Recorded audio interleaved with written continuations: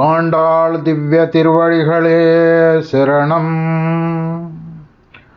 உந்து மதகளித்த நோடாத தோள்வலியன் நந்தகோபாலன் மருமகளே நப்பின்னாய் கந்தம் கமலம் குழலி கடை திறவாய் வந்தெங்கும் கூயிரடைத்தனகான் மாதவி பந்தல் மேல் பலகால் குயினங்கள் கோவினகான் பந்தார் விரலி உண்மைத்து நன்பேர் பாட செந்தாமரை கையால் சீரார் வளையொழிப்ப வந்து திறவாய் మగిషిందేలోరెంబావాయ్.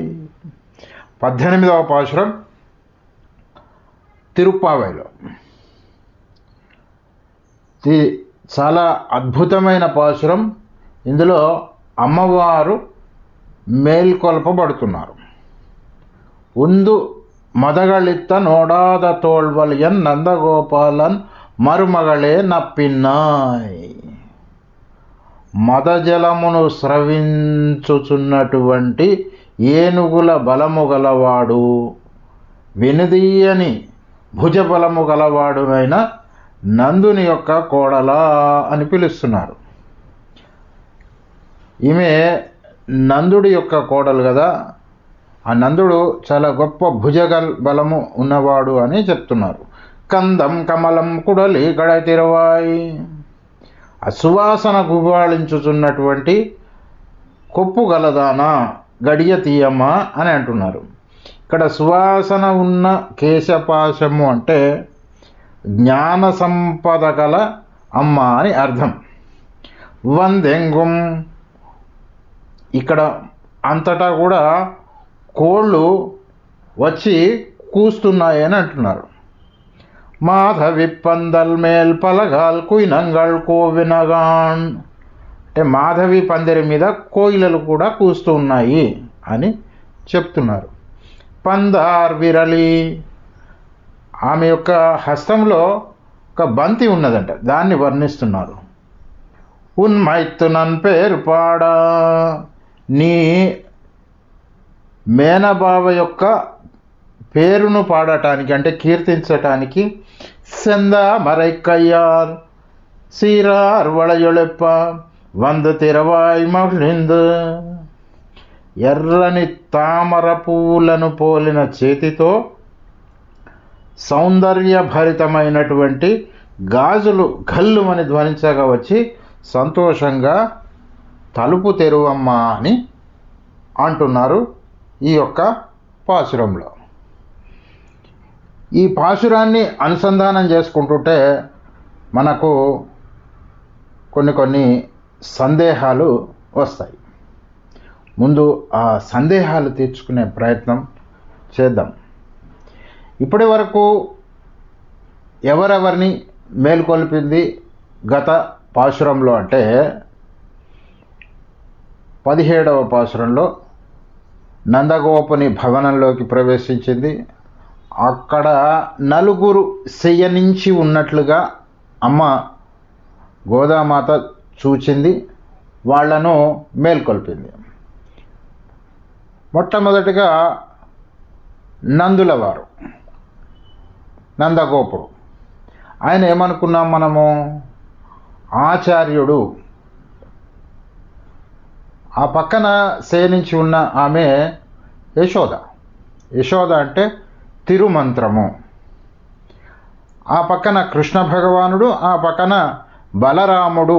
బలరాముడు అంటే భాగవతోత్తముడు, భగవతుడు అయినటువంటి ఆ బలరాముణ్ణి మేల్కొల్పారు. మేల్కొల్పడానికి ప్రార్థన చేస్తున్నారు. కానీ అక్కడ కృష్ణుడు కనపడలేదు. ఇక్కడ ఏమైంది, కొంచెం ఏదో తేడా వచ్చింది. ఏం తేడా వచ్చింది? మొట్టమొదటిగా మనము ప్రార్థించవలసింది లక్ష్మీదేవిని. అంటే లక్ష్మీదేవిని ప్రార్థించకుండా భగవంతుణ్ణి ప్రార్థించలేం. ఇద్దరిని కలిపే ప్రార్థించాలి. భగవద్ రామానుజులకు ఒకసారి లక్ష్మీ రంగనాథులు దర్శనమిచ్చారు సాక్షాత్తుగా. అప్పుడు ఆయన శరణాగతి గద్యం, మనం చదువుకునేటువంటి ఆ శరణాగతి గద్యం ఆసువుగా చెప్పారు. చెప్పినప్పుడు మొట్టమొదట ఆయన స్తోత్రం చేసింది లక్ష్మీదేవిని. ఓం భగవన్నారాయణాభిమతానురూప స్వరూప రూప గుణ విభవ ఐశ్వర్యశీలాది అనవధికాతిశయ అసంఖ్యేయ కళ్యాణ గుణగణాం పద్మవనాలయం భగవతీం శ్రియం దేవీం నిత్యానపాయినీం. ఇలాగా అమ్మవారిని ప్రార్థన చేసి, అమ్మా నేను స్వామిని ప్రార్థించటానికి వెళుతున్నాను, నీవు నన్ను ఆశీర్వదించమ్మా, అనుగ్రహించు అంటే, అస్తుతే తయైవ సర్వం సంపద్యతే. రామానుజ, నీ యొక్క కోరిక ఫలిస్తుంది నాయన, వెళ్ళు అని లక్ష్మీదేవి అనుగ్రహించింది. ఇక్కడ మేల్కొనబడేటువంటి ఆ దేవి స్వరూపం, మేల్కొల్పబడుతున్నటువంటి ఆ లక్ష్మీదేవి యొక్క స్వరూపం ఏంటంటే నీలాదేవి, నప్పినై పిరాటి.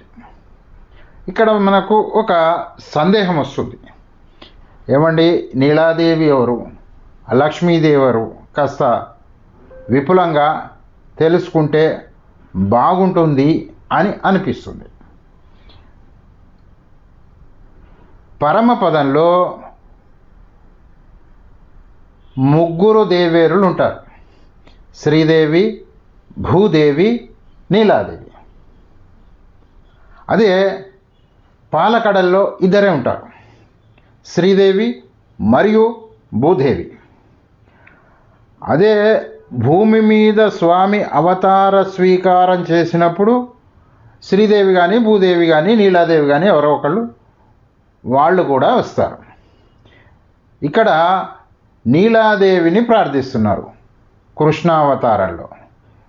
ఈ ముగ్గురు ఉన్నా కూడా ఆ ముగ్గురు కూడా లక్ష్మీదేవి ప్రతిరూపములే. శ్రీ వైష్ణవ సాంప్రదాయంలో నీలాదేవిని ప్రార్థిస్తారు. నప్పిన్నై పిరాట్టి ఎక్కువగా ప్రాధాన్యత కలిగి ఉంటుంది. అటువంటి ఆ దేవిని మేల్కొలుపుతున్నారు ఇవాళ. సరే, కృష్ణావతారంలో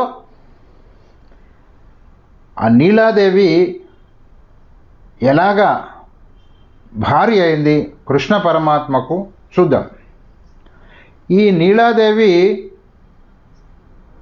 కృష్ణుడి యొక్క మేనమామ కూతురు, అంటే యశోదకు సోదరుడైన శుంభుని కూతురు. ఈమె మేన మరదలు కదా అని కృష్ణుడికి ఇచ్చి ఏమీ పెళ్లి చేయలేదండి. ఆయన ఒక స్వయంవరం ప్రకటించాడు. ఆ స్వయంవరంలో ఏం చేయాలంటే 7 మదించిన ఎద్దులను ఒక తాటికి కట్టివేయాలి. అలాగా స్వయంవరంలో పాల్గొని 7 బలమైన మదించిన ఎద్దులను ఒక తాటితో కట్టివేసి ఆ నీలాదేవిని స్వయంవరంలో గెలుచుకొని వివాహం చేసుకున్నాడు కృష్ణ పరమాత్మ. ఈ పాశురంలో మాధవీలత పందిరి ఒకటి ఉందండి. పూలతీగ తెలుసు కదా, మాధవీలత అంటారు. ఆ మాధవీలత ఉన్నటువంటి ఆ తీగలు అల్లుకొని ఉన్నటువంటి పందిరి. మా అంటే లక్ష్మీదేవి, ధవుడు అంటే భర్త, మాధవుడు అంటే శ్రీమన్నారాయణుడు. ఆ మాధవీలత ఉన్నటువంటి ఆ పందిరి మీద కోయిలలు కూర్చొని అరుస్తున్నాయి. కింద అంతటా కోళ్ళు ఉన్నాయి. ఈ కోళ్ళు ఏంటి, ఆ కోయిలలు ఏంటి అంటే నిన్న మనం చెప్పుకున్నాం కదా, ధ్వని ప్రధానమైనది తిరుప్పావేలో. ఆ పైన ఉన్న కోయిలలంటే ఆళ్వార్లండి. ఈ కింద ఉన్నటువంటి కోళ్ళు ఉన్నాయి చూసారా, ఇవి ఈ సంసారంలోనే ఉండి మన అందరితో పాటు ఇక్కడే నివసిస్తూ ఉండి శిష్యులను ఉద్ధరించేటువంటి ఆచార్యులు, గురువులు. కాబట్టి ఆ పందిరి మీదనేమో ఆళ్వార్లు అంటే సంసారంతో ఎటువంటి సంఘం లేని వాళ్ళు ఉన్నారు, కిందనేమో ఆచార్యులు ఉన్నారు. ఈ ఆచార్యులు ఏం చేస్తుంటారంటే వారు ఏవైతే భగవంతుని సంబంధమైన విషయాలు వాటినే స్వీకరించి శిష్యులకు బోధిస్తూ ఉంటారు. కోళ్ళు ఉన్నాయనుకోండి, రత్నాలు అటువంటి విలువైనటువంటి రాళ్ళు ఉన్న ఏరి అవతల పడేసి వాటికి కావలసిన ఆహారం మాత్రమే ఎలాగ తీసుకుంటాయో అలాగా ఈ ఆచార్యులు శిష్యులను ఉద్ధరిస్తూ ఉన్నారు. ఈ మాధవి లేదా లక్ష్మీదేవి లేదా ఈ నప్పిన్నై పిరాటి ఆమె వహించే బాధ్యత ఏంటంటే ఈ యొక్క జీవులను ఉద్ధరించటం అంటే మోక్షానికి వెళ్ళేటట్టుగా చేయటం. చేసేటప్పుడు మనం ఎన్నో కర్మలు ఆచరిస్తూ ఉంటామండి. మనోవాక్కాయ కర్మలు, మనసుతోటి, వాక్కుతోటి, ఈ దేహంతో ఎన్నో క్రియలు చేస్తుంటాం. వీటినే మనోవాక్కాయ కర్మలు. వీటిలో పూర్తిగా పుణ్యాలే చేస్తాం, మంచి కర్మలే చేస్తామని లేదు. నహి క్షణమపి జాతు తిష్టత్య కర్మకృత్ అంటాడు కృష్ణ భగవానుడు. అంటే నీవు ఒక క్షణము కూడా కర్మ చేయకుండా ఉండలేవు.